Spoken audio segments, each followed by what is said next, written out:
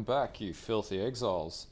So I want to do something a little bit different here, and maybe something that sort of more looks at, there'll be some B-roll playing in the background. But anyway, I wanted to sort of get people on board with trying PoE in a different way, or at least sort of if anyone's looked at playing solo self-found, I wanted to explain why it's actually worth your time and why it's worth learning how to play. So normally when we play a standard trade league or standard whatever league, we base our value off of the currency trade market that people will pay for in Chaos or Exile or whatever. As of late, I've started playing solo Southbound. What I found is it actually gives you, and maybe this is the first reason why people should give solo Southbound a try. And this video is more or less directed towards intermediate players or players looking to improve their knowledge of the game. You know, if you're a starter player, that solo Southbound is probably not the best way to play when you're in your first league. But if you're in your second or your third league, and you really can't get your head around some of the mechanics of the game.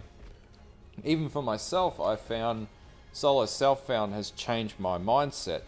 So the first thing that I guess you look at when you start playing solo self-found is around the value of what currency is actually worth to you. And what you find is where in a trade league, currency is obviously valued on what the market trade values are, dictated by PoE.Ninja or PoE Trade or any of the trade websites where you're trading and whatnot. Now you stop really valuing things that way in solo self-found because obviously there's no trade market in solo self-found. Every item that you pick up is there for your use. It's not for you to offload and look at your bank vault of chaos at the end of the day.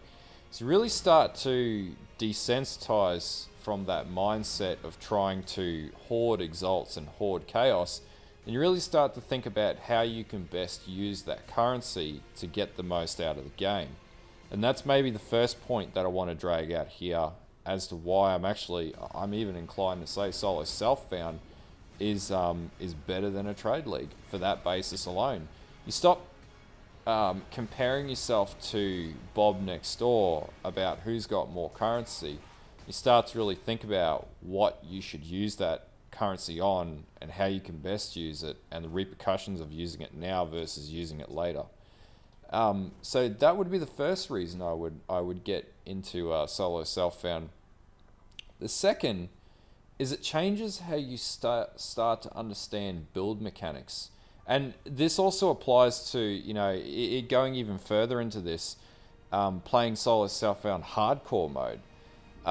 Basically, you can't just readily go out and buy items anymore. You have to craft or you have to farm for items. Now, PoE does have some mechanics that let you target farm, but that's at cost.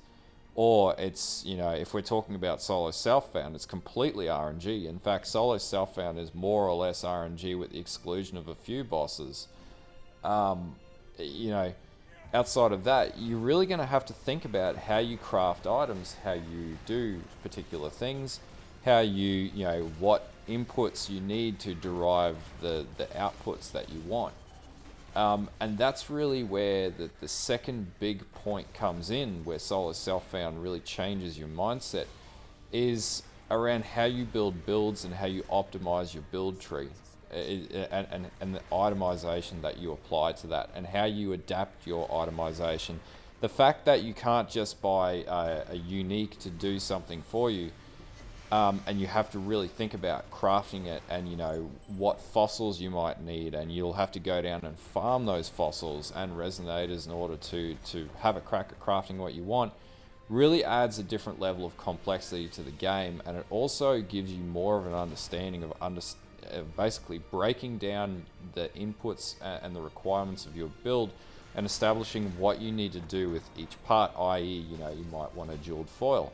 On the jeweled foil, your character might be, your damage is predicated on crit multi, but you also need to have physical damage, you also need attack speed. So then you start to really think about, well, how do I get those things? And then you start to think about, well, is there a source for that? And there actually is, and I'll put it in the link in the description below. But PoEDB basically gives you an idea of the requirements to craft specific items, and then you start to think about the item levels of the items that you want to craft, and it really sort of trickles down from there. Now, the underlying understanding of all of that too is that you simply just can't go onto poe.trade and buy the item. You actually have to really think about what you want to do and how you craft it.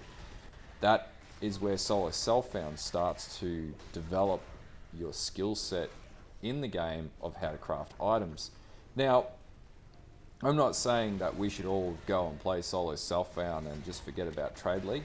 What I'm saying is, for anyone who really wants to deeply understand the crafting mechanics in the game, casting off the standard Trade League for a few weeks and spending a bit of time in Solo Self-Found, which is actually what I'm doing right now, really starts to build your understanding of crafting, and you can then apply that in the Trade League and craft items that you'll be able to sell for a heap of Exile, or items that you can use for your own build, as opposed to paying for items off the market. And in playing Solo Self-Found myself, and I've never really played Solo Self-Found before, what I started to realize is the harvest mechanic itself, while across a standard Trade League, I didn't think it was a great mechanic. For Solo Self-Found, it's a fantastic mechanic, and it works amazingly. And really, if we wind back what the game is actually about, and this is really doing some critical thinking about the game isn't built around that trade market. The game is built to allow you to craft unique items, or when I say unique, I mean rare items with the unique attributes that would otherwise get your build working if a trade market didn't exist. And I think that's what we start to lose focus of when we start to play trade leagues, and we don't really focus on the crafting mechanics, and we just go and buy everything from traders and other people who can craft that gear. So that's probably the second big point that I would put, and one of the big points as to why it's a fantastic mode. And the last thing is, there are limitations on the builds that you can play, and there are builds that you're just not going to be able to get to work, or it's going to be an incredible climb to get it to work. You're probably not going to do it in 3 months in the actual, the temp leagues. But the builds that you do play, you're really going to hone in on those mechanics, and you're really going to understand how they work. And you're going to do the research, you're going to figure out the itemization, you're really going to work on it, because you've got no other choice. You have to understand you're not going to get to T12 maps, you're not going to get to T15 maps if you don't. And there's nothing in the game, as far as the cardinal builds such as Dual Strike and whatnot, that you can't really, there's no reason why you can't craft any of that gear and have 100% rare gear on your character, with the exception of a few things, like Thread of Hopes and things like that you may need for skilling in your tree.